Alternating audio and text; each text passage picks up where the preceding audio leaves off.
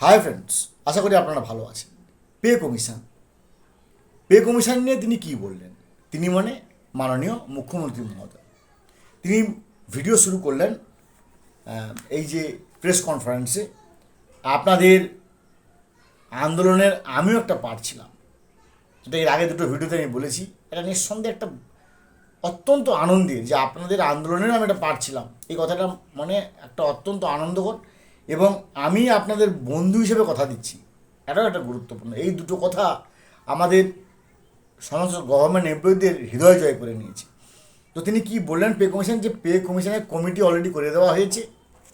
এবং আমি এটা মুখ্যমন্ত্রী মহোদয় বলছেন যে আমি আলটিমেটাম দিয়েছি যে ডিসেম্বরের মধ্যে অবশ্যই তার সব কিছু রেকমেন্ডেশন সরকারের কাছে জমা দিতে হবে। তো ফ্রেন্ডস, এটা তো যেটুকু আমরা জানি যে পে কমিশন গঠন হলে তার একটা নোটিফিকেশান করতে হয় যে কে তার চেয়ারম্যান, কে তার মেম্বার, তার নোটিফিকেশান হবে, মেমো নাম্বার বেরোবে এবং সেখানে যতগুলো সরকারি সংগঠন আছে প্রত্যেকের কাছে কপি দিতে হয়। এটাই যেটুকু আমরা জানি, যেটুকু আমরা দেখে আসছি। অবশ্য আইনের সব কিছু আমার জানা নেই, তাই তিনি যেহেতু বলেছেন যে পে কমিশন গঠন হয়ে গেছে, যদিও আমরা জানি না তার চেয়ারম্যান কে বা কে কে মেম্বার আছে, কতজন মেম্বার জানি না, কিন্তু তিনিই বলেছেন। তিনার কথাকেই আমরা আশ্বাস এটুকু পেতে পারি যে তিনি বলেছেন যে পে কমিশন ডিসেম্বরের মধ্যে রেকমেন্ডেশন জমা দেবে এবং 1/1/2027 থেকে এই নতুন পে কমিশনের সুফল মিলতে পারে।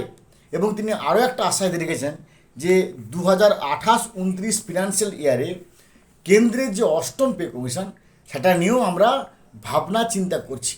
তার সেভেন্থ পে কমিশন যদি 27 থেকে আমরা পাই, 27 থেকে 28 আবার 1 বছরের পরে আবার অষ্টম পে কমিশন কখনো হয়েছে কি না অন্তত আমাদের জানা নেই। যাই হোক, মাননীয় মুখ্যমন্ত্রী মহোদয় বলেছেন, তার কথাকে আমরা বিশ্বাস করে কি হয় পরবর্তী দিকে অবশ্যই আমরা চোখ রাখবো। ভালো থাকুন, have a good day, thanks.